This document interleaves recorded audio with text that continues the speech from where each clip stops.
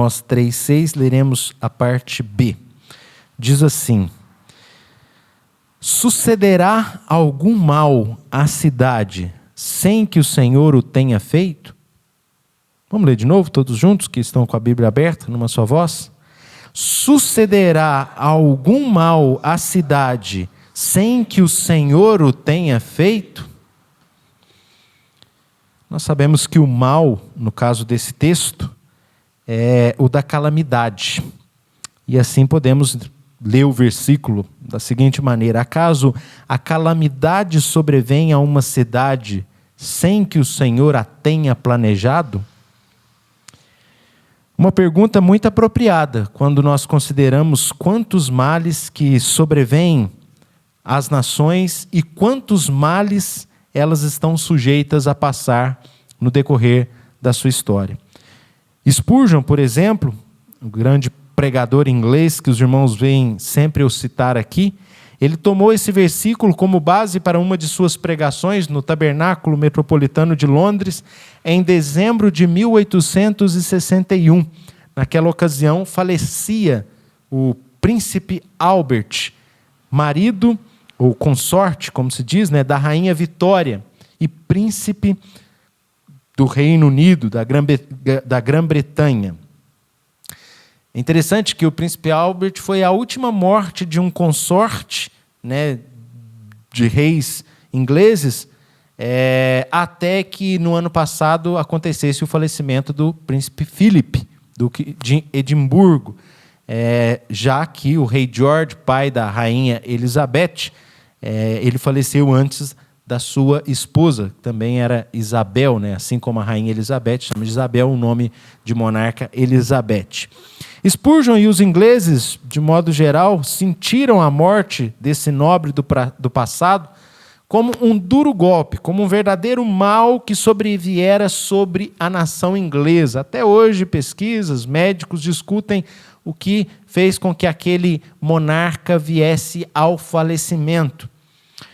Mas o mesmo aconteceu na semana retrasada, o que inclusive orientou o nosso sermão do culto da noite, do último domingo, quando, à luz do falecimento de Vossa Majestade, a Rainha Elizabeth II, nós falamos do papel da morte como professora da vida. Esse foi o tema do sermão do domingo à noite.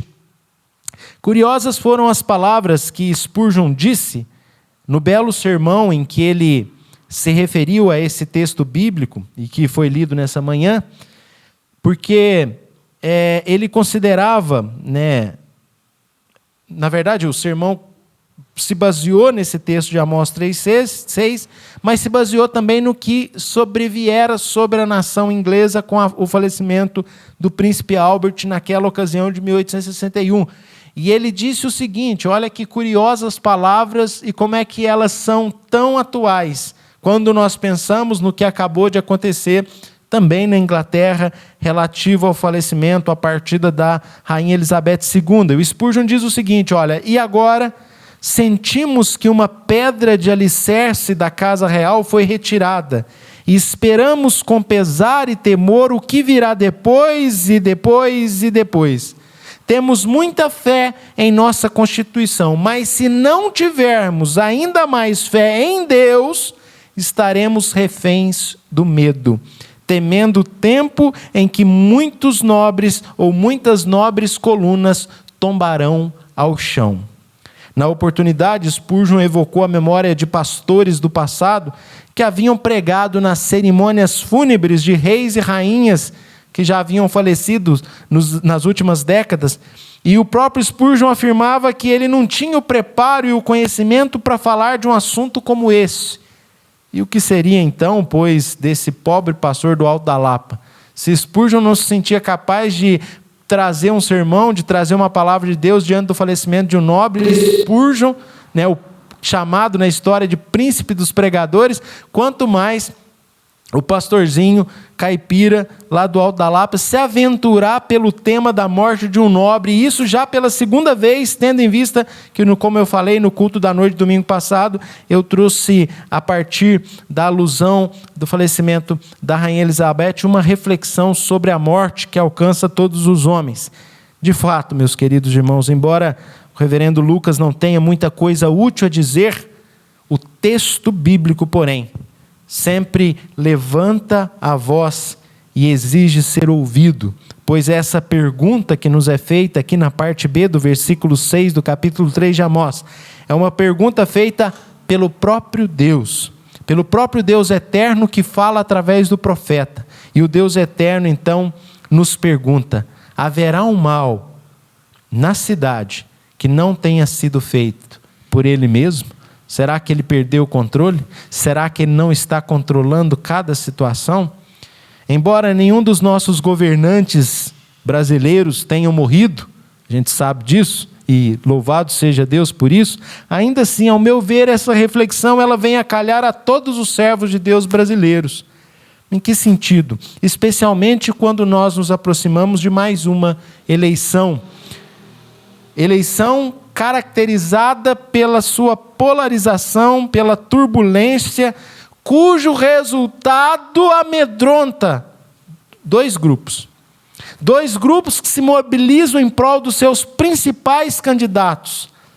E a questão é: e se os males que ambas as alas temem acontecer, de fato sobrevierem sobre o país em decorrência da eleição de um ou de outro candidato? Porque é assim que os mais envolvidos com a situação vivem esses últimos tempos. E se o fulano for reeleito, ou se o fulano for eleito, o que pode nos esperar? Quais os males podem vir? Não estamos ilesos dos males que um governante despótico, que um governante que não age de conformidade com a palavra de Deus, pode trazer sobre a nação. Não estamos ilesos a esses males. E o tema da minha mensagem, considerando toda essa parte introdutória, é exatamente esse: Deus e os males sobre a nação. Acaso, queridos, sucederá algum mal ao Brasil sem que o Senhor o tenha feito? Vocês acham que poderá acontecer algum mal a essa nação que não esteja dentro da vontade do soberano? Divido a exposição dessa manhã em 2 pontos: aos males e as ameaças de males sobre a nação de um lado, mas o texto diz que é Deus quem faz.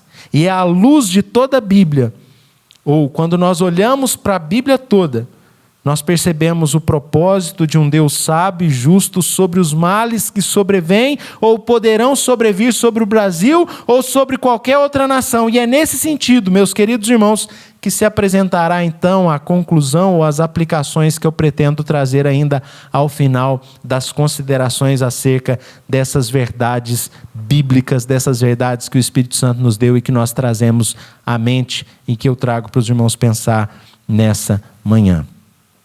Lembramos que o mal, ele na verdade já veio sobre nós nos últimos 2 anos, e ele veio na representação de uma falta de ar seguida de morte para cerca de 700 mil habitantes do nosso território. Houve muita curiosidade acerca das causas secundárias deste mal. De onde veio o coronavírus? Veio de um morcego lá na China ou de um laboratório? Quais foram os seus primeiros pacientes? Como se desenvolveu? E por que ele venceu a habilidade dos médicos? Queridos, nós podemos seguramente deixar de lado estas perguntas e desviar o nosso olhar não para as causas secundárias que envolvem essas perguntas que eu fiz, mas dirijamos os nossos olhares para a causa primária. Afirmamos com segurança: o Senhor fez. Ele deu fôlego e ele o tirou. O mesmo que formou o homem o fez cair prostrado no pó. O mesmo que fez o homem o chamou de volta. Do pó o fez e para o pó o chamou. Há alguns tolos o bastante para acreditar que as coisas acontecem sem o decreto divino. E que diferentes calamidades ocorrem sem autorização direta de Deus. Ai de nós! Já pensou? Se alguma coisa acontecesse na nossa vida por obra do acaso, será que alguma coisa pode acontecer na sua vida por obra do acaso? O que seria de nós? Seríamos como marinheiros levados pelos ventos no mar das incertezas, como náufragos à deriva, sem nenhum mapa, sem nenhuma noção de localização, perdidos no tempo e no espaço. Mas nós sabemos que o acaso só existe no coração do tolo, no coração do insensato, no coração do cético, no coração do ímpio, no coração do perdido. Não é o nosso caso. Nós cremos que tudo o que nos acontece é determinado pela sábia vontade daquele que é o nosso Pai, daquele que é o nosso amigo. Nós, crentes, nós vemos ordem em meio à confusão. Nós vemos propósitos se cumprindo, onde outros identificam apenas tragédias sem proveito. Para nós, não. Todas as tragédias têm o seu lugar na nossa história, na nossa vida, no nosso crescimento espiritual, no nosso amadurecimento, na nossa caminhada. Cremos que Ele, o Senhor, anda pelo meio de tempestades e dos ventos violentos que nos vêm. As nuvens são o pó que os seus pés levantam, disse o profeta Naum no capítulo 1, verso 3.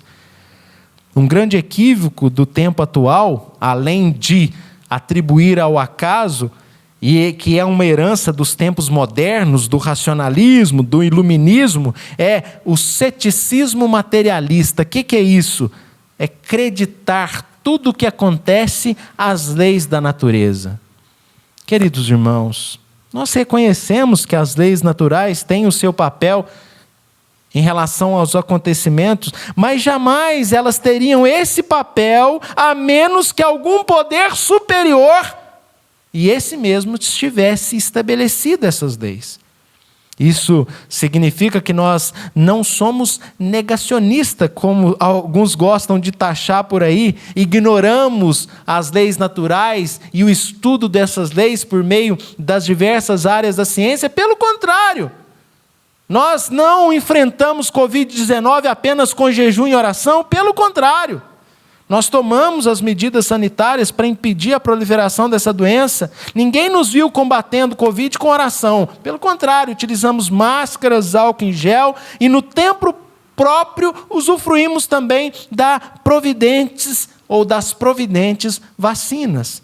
Ao mesmo tempo, porém, enquanto tomávamos todas essas iniciativas, enquanto colocávamos as nossas máscaras, enquanto limpávamos as nossas mãos, enquanto oferecíamos os braços para as agulhadas, em todo o tempo, porém, sustentamos que o Senhor é quem fez todas essas coisas e que essas calamidades não nos sobrevêm a menos que Deus estenda a sua mão e que o que realmente mantém-nos vivos ou não é a soberania de Deus através dos meios que Ele próprio utiliza. Inclusive as leis naturais, a providência de uma vacina, de uma máscara ou de um álcool em gel. Mas proteção e destino, quem define não é a máscara, não é o álcool em gel, muito menos é a vacina. É o Senhor da história das nossas vidas. E foi a sua vontade, a vontade de Deus, remover homens pela morte através desse período de pandemia, e somente pela sua vontade é que os homens podem morrer. E eu repito, a essa altura da nossa reflexão, sucederá algum mal na cidade, sem que o Senhor tenha feito? Alguns gostam de dar créditos ao diabo, né? Que a Bíblia mesmo não dá. Do que eu estou falando? Alguns gostam de atribuir tudo a Satanás. E ele até pode ser uma potestade do ar, tal qual a Escritura nos apresenta, mas ele não é o Rei dos Reis. As suas mãos imundas não podem colocar e nem arrastar homens dos seus tronos. O diabo não tem poder de reinar sobre nós. Jesus já derrotou Satanás. O descendente da mulher, veio e pisou a cabeça da serpente e destruiu aquele que tinha o poder da morte. Está lá em Hebreus capítulo 2, verso 14 em 15. Então Satanás não arrasta ninguém com as suas mãos imundas para a morte, porque é Deus quem dá a vida e Deus é quem tira. Ele é soberano sobre a vida. Não é correto, biblicamente, atribuir a Satanás aquilo que ele não tem poder para fazer. Portanto, afirmamos com certeza que uma legião de anjos não poderia arrastar a rainha Elizabeth II do trono para a sepultura. E eu digo para vocês, brasileiros, muito menos esse espírito imundo pode arrastar alguém das trevas para o trono, se não for a vontade de Deus. É Deus quem coloca reis e que tira reis, e vocês leram isso nesse culto várias vezes. Várias vezes. De acordo com os textos que nós lemos, quem coloca e tira do trono é o soberano dos céus e da terra. Todos que enfrentarem a fila quilométrica e conseguirem chegar até o caixão da Elizabeth II, não perceberão diante de si o brilho da presença de uma rainha, mas verão apenas a presença de uma mulher como todos nós. Meus queridos, o que vai chamar a atenção ali não é o poder, a força, a grandeza da grande rainha de décadas, da decana monarca inglesa, não!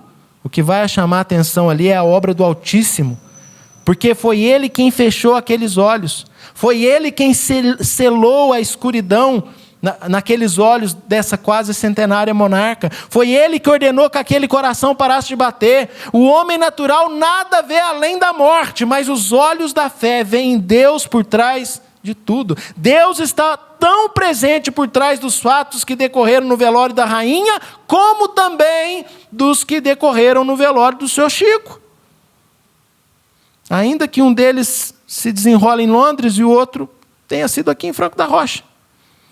E se foi Deus quem o fez, se é Ele quem dá a vida e quem tira, nós devemos deixar de lado todas as perguntas sobre se era ou não o certo. Ora, quem é você, mero ser humano, para discutir com Deus? Palavras do reverendo Lucas? Não, palavras do apóstolo dos gentios, Romanos capítulo 9, versículo 20. Quem és tu, ó homem, para discutires com Deus? Tanto a nobre como o homem comum partem na hora certa.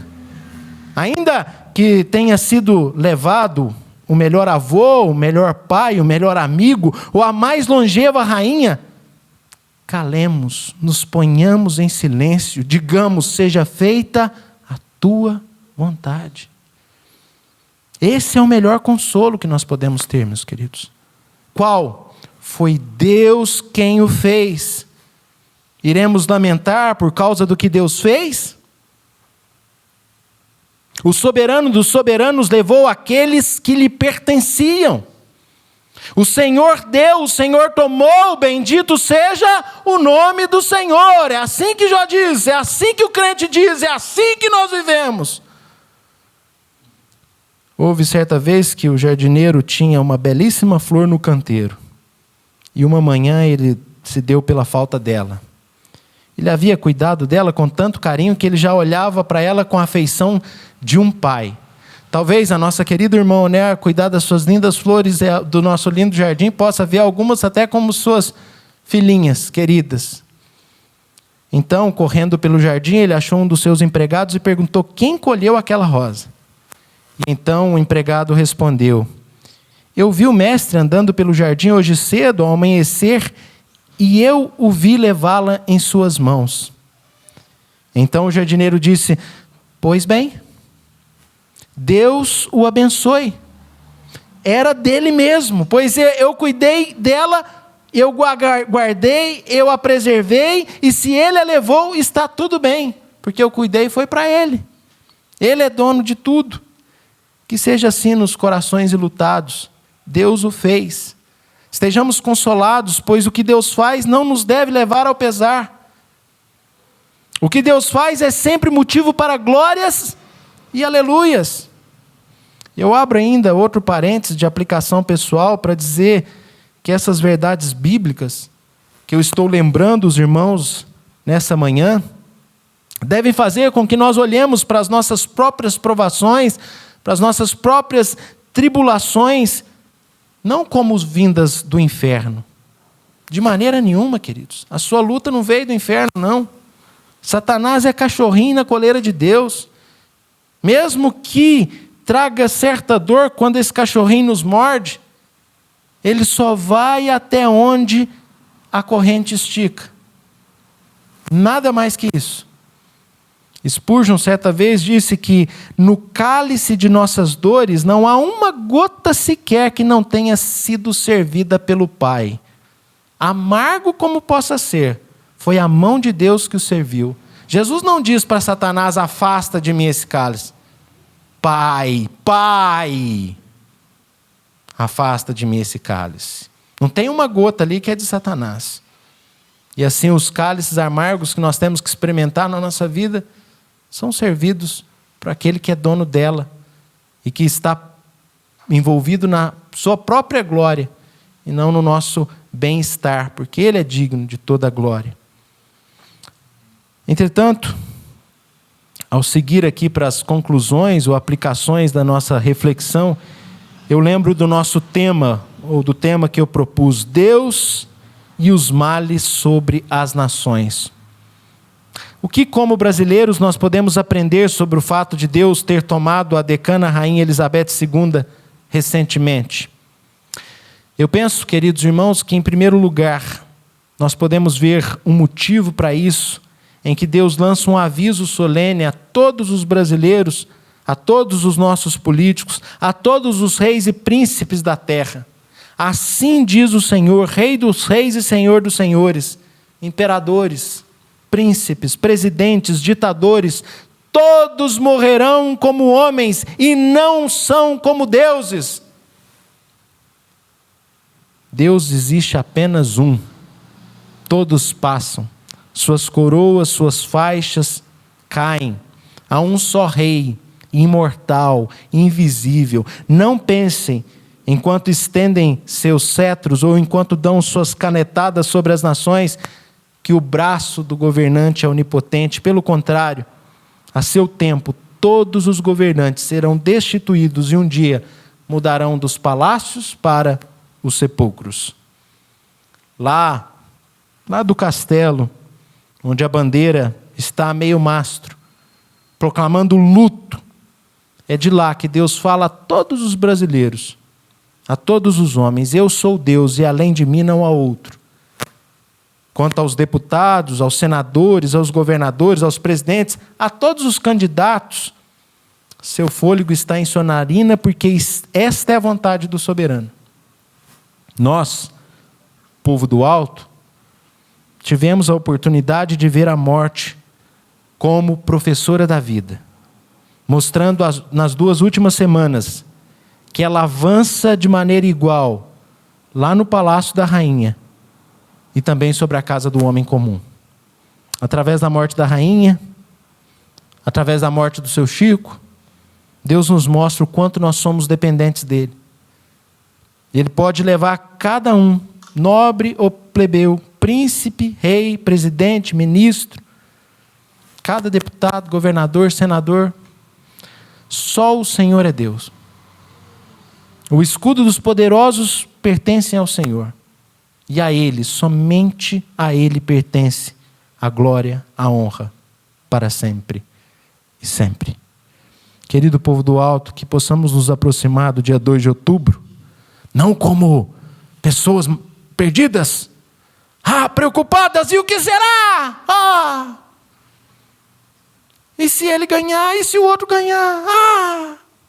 Queridos, vá para as urnas cumprir sua obrigação, considerando os seus princípios, os princípios das Sagradas Escrituras.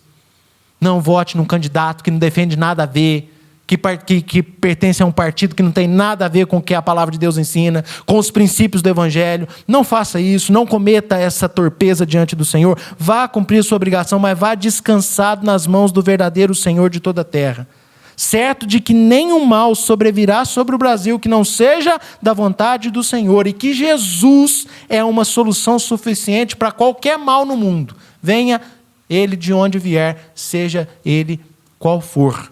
Jesus é resposta e solução suficiente para qualquer mal do mundo. Que Deus nos dê a graça de exercer a nossa cidadania terrena como verdadeiros súditos do Senhor dos Senhores, o Rei Jesus, confiantes em seu governo, a sua verdade maravilhosa, os seus propósitos revelados. Que isso seja o que domine a nossa mente, que nós sejamos cidadãos de 2 pátrias, como o presbítero Almiro orou, cidadãos dos céus, povo do alto, povo brasileiro, mas que sabe quem os governa. Eu que entronizo os homens, e é eu que tiro eles do trono, e além de mim não há outro. Ele é o Rei das nações.